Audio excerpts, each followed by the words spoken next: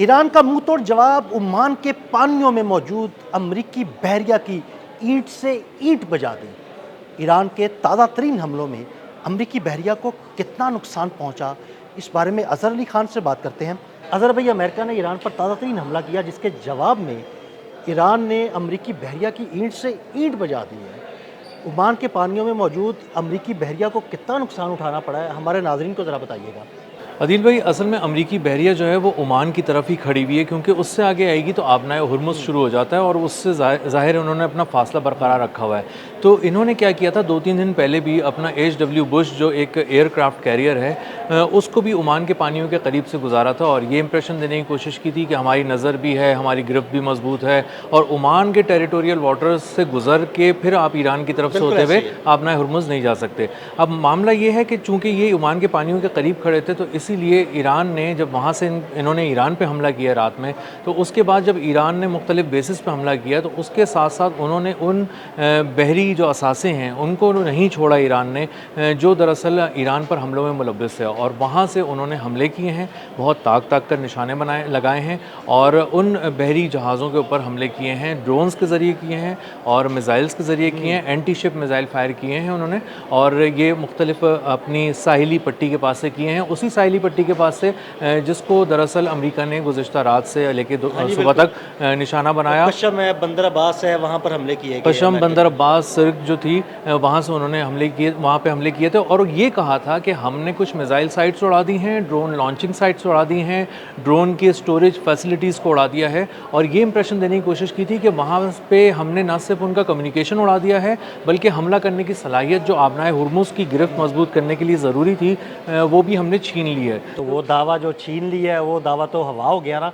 Iran ने जब हमला किया तो अमरीकी बहरिया को जो है ना, उन्होंने तबाह व बर्बाद ही कर दी है एक तरह का। बहुत बुरी चोट लगाई है, बहुत ही कारी ज़र्ब लगाई है और ओमान के पानियों के करीब लगाई है, और ये बताया है ईरान ने कि ओमान के पानी भी ईरान का पानी ही है, उसी के टेरिटरी में आता है, और वहाँ पे अगर आप कोई एक्टिविटी करने की कोशिश करेंगे या वहाँ से खड़े होकर आप ईरान पे हमला करने की कोशिश करेंगे या वहाँ पर खड़े होकर ब्लॉकेट की तरह की कोई चीज़ शुरू कोशिश करेंगे और गुजरने नहीं देंगे किसी को, या फिर अपनी आप हिफाजत में लेके गुजारने की कोशिश करेंगे, तो ईरान उसका जवाब देगा। इसके बावजूद कि ईरान ने बहुत रिस्ट्रेन का मुजाहरा किया है, अभी भी उन्होंने जितने हमले किए हैं गल्फ़ की स्टेट्स पे जो अमरीकी बेसिस हैं उन पर भी वहीं हमले किए हैं जहां ज़रूरी हैं, अभी और भी प्रिसाइज और कंट्रोल्ड थे, क्योंकि वो मेरा ख्याल है कि ये चाह रहे हैं कि कल आयतुल्लाह अली खामनाई की तदफीन होनी है, उससे पहले अगर वो कोई ऐसा जवाब दें तो बड़ा ही प्रिसाइज दें ताकि जंग ज़्यादा ना फैल जाए। लेकिन ट्रंप का जो बयान आया है कि जनाब सीज़ फायर ख़त्म हो गया, तो मुझे लगता है कल के बाद फिर ईरान और मुंह तोड़ जवाब देगा। ईरान पे जिस शिद्दत से हमला किया जाएगा वो उससे 2 गुना शिद्दत के साथ उसको लौटा देगा। ये ईरान ने आज भी करके दिखाया है, जब उस पर 80 हमले किए गए तो उसने 85 हमले करके दिखाए हैं, और उसने उन्हीं एयर बेसिस को निशाना बनाया है जो बहुत ही हॉट टारगेट थी इस वक्त ईरान का। इसके अलावा वो 8 के करीब एयर बेसिस को और भी निशाना बना सकता था गल्फ़ के अंदर, लेकिन उसने नहीं बनाया। और यही चीज़ जो एनालिस्ट हैं उनको बहुत ज़्यादा सरप्राइज़ कर रही है कि ईरान जहाँ जहाँ दे सकता था जवाब उसने वहाँ नहीं दिया। अभी तो बहुत मामला हल्का रखा है उसने, और वजह वही है जो आपने अभी बयान की है। तो ईरान ने बेसिकली तमाम जगहों पे जवाब दे दिया है। उस पर समंदर के ज़रिए ओमान के करीब खड़े होकर पानियों से हमला किया गया था और उसने उसका जवाब वहीं पे दिया है जहाँ से उस पर हमला किया गया था, और बहुत शिद्दत के साथ दिया है। आने वाले वक्त के साथ इसकी इंटेंसिटी का भी अंदाज़ा होगा। अच्छा ज़रा भाई, नुकसान की अभी तक कितनी को तफसीलात सामने आई है? क्योंकि मैं जो खबरें मेरी नज़र से गुजर रही हैं, सुना है कि बड़ी शदीद नुकसान पहुँचा अमरीकी बहरिया को। देखें, बहरिया से लेके उनके एयर बेसिस तक बहुत बड़े पैमाने पर तबाही है और आहिस्ता आहिस्ता चीज़ें सामने आ रही हैं, और अब पता चलेगा, जैसे वो पहले भी कहते थे कि हमारी एयर बेसिस पे कुछ भी नहीं हुआ था। हाँ जी, बिल्कुल। तो उसके बाद पता चला था कि तमाम मिसाइल पेनिट्रेट करके पहुंच गए थे, वहाँ उन्होंने निशाना बनाया था। तो अभी पहला इंप्रेशन तो ज़ाहिर है वो ये देने की कोशिश करेंगे कि कुछ भी नहीं हुआ, लेकिन आहिस्ता आहिस्ता उन्हें पता चलेगा कि वहाँ पर मौजूद उनके बहुत 50,000 एहलकार वहाँ मौजूद हैं ओमान के पानियों के करीब, बुहेरा अरब में उनके वहाँ पर एयरक्राफ्ट कैरियर्स हैं, वो बहुत बड़ी तादाद में हैं। तो अगर आप उनको को ठीक ठीक निशाना लगाएंगे तो आप बहुत कम जगह के ऊपर बहुत बड़ी तबाही का मंजर देख सकते हैं। तो अमेरिका को इस वक्त बहुत ही गहरी चोट पहुंची है ओमान के पानियों के करीब, और उसको बहुत बड़ा सरप्राइज़ मिला है वहाँ पर। और आने वाले दिनों के अंदर ये आप 1-2 दिन के अंदर ही आप देख लेंगे कि जब आहिस्ता आहिस्ता चीज़ें वाज़ेह होना शुरू होंगी तो अंदाज़ा होगा कि वो कहेंगे कि हमारा तो कोई नुकसान नहीं हुआ, फिर वो कहेंगे हमारा थोड़ा नुकसान हुआ है। और जब सैटेलाइट इमेजेस आएंगी, असल में सैटेलाइट इमेजेस जब आती ना, पहले भी यही कुछ होता रहा।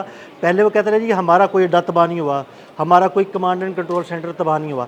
लेकिन जैसे ही सैटेलाइट इमेजेस सामने आना शुरू हुई, उसके बाद पूरी दुनिया के मीडिया ने शोर मचाना शुरू कर दिया कि जनाब मशरक़ वस्ता में तो अमेरिका का कोई फौजी अड्डा बचा ही नहीं। बिल्कुल 18 के करीब उनके जो अहम मराकज़ से उनको निशाना बनाया गया, 8 साइट्स बिल्कुल तबाह कर दी गई। और उसके बाद जब अब 4K रेजोल्यूशन के साथ साफ साफ तस्वीरें हमारे पास अब पहुँचना शुरू होंगी, सैटेलाइट इमेजेस, वो भी हम अपने नाज़रीन के साथ शेयर करेंगे और उससे पता चलेगा कि दरअसल किस कदर गहरी तबाही हुई है। ना सिर्फ बड़ी हुई है, गहरी भी बहुत हुई है और उसकी वसअत भी बहुत होगी। और उसको अब जो दर्द है ना, जो पहले फ़िज़ाइया का दर्द महसूस कर रहे थे डोनाल्ड ट्रंप, उनके तैयारे तबाह हो रहे थे, ड्रोन तबाह हो रहे थे, अब उनकी बहरिया की शामत आ गई है क्योंकि उनकी बहरिया बहुत ही एक्टिव हो गई है, क्योंकि एयर स्पेस उनकी इतनी ज़बरदस्त कंट्रोल में आ चुकी है ईरान के। वो तो जाहिर बात है, कोई जंगी तैयारा उधर आता है वो गायब हो जाता है, कोई ड्रोन आता है वो गायब हो जाता है। आज भी ईरान ने देखे ना MQ-9 जो है वो उनका एक ड्रोन मार गिराया जी, और वो कैमोफ्लाज की तरह का ड्रोन था। वो ड्रोन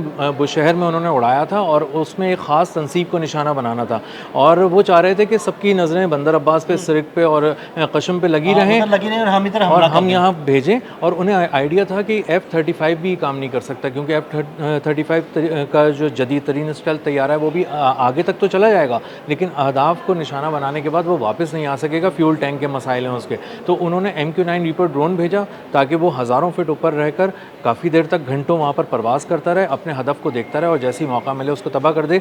लेकिन उन्होंने उसको इससे पहले कि वो शिकार करता, ईरानी पासदाराना इनकलाब ने एक नए दिफाई निज़ाम के ज़रिए उसको शिकार कर लिया और उसको तबाह कर दिया। तो 2 बहुत बड़े सरप्राइजेज़ उन्होंने दिए, पानी पे दिया, इसके अलावा उन्होंने बेसिस पे दिया, फ़िज़ाओं में दिया और ज़मीन पे दिया और ये तीनों जगहों को कवर कर दिया। और अभी जहाँ कहीं भी आप पढ़ने की कोशिश करेंगे या जानने की कोशिश करेंगे तो आपको पता चलेगा कि ये ईरान का इनिशियल रिस्पांस था, इब्तदाई रद्द-ए-अमल था। आने वाले वक्त में पता चलेगा कि ईरान में के साथ ज़्यादा और उन्होंने बहुत सारी चीज़ें तैयार करके पहले से रखी हुई हैं और वो बहुत कॉन्फिडेंटली कहते हैं कि हमारे पास सब चीज़ें तैयार हैं, हमारी उंगली ट्रिगर पर है, जैसे ही आप कुछ करेंगे हम उसका जवाब देंगे। उन्होंने चंद घंटे के अंदर पूरा खलीज गर्म कर दिया और अंदाज़ा हो गया, हर तरफ सायरन बज रहे थे, कुवैत से लेकर बहरीन तक। तो अब पानियों में भी अमेरिका महफूज नहीं है, ज़मीन पर भी नहीं है और फ़िज़ाओं में भी उसके ऐसे। अज़हर भाई, दोनों ममालिक की जानब से ये ताज़ा तरीन हमले एक दूसरे पर, इसके बाद क्या देखते हैं कि ये जंग का मैदान क्या दोबारा गर्म हो गया? अदील भाई, अगर आप इसको गौर से देख रहे हैं और आप इन चीज़ों को ज़ाहिर परख ही रहे हैं तो आपको अंदाज़ा होगा कि ये ऐसी जंग है जो शायद कभी ख़त्म ही नहीं हुई थी।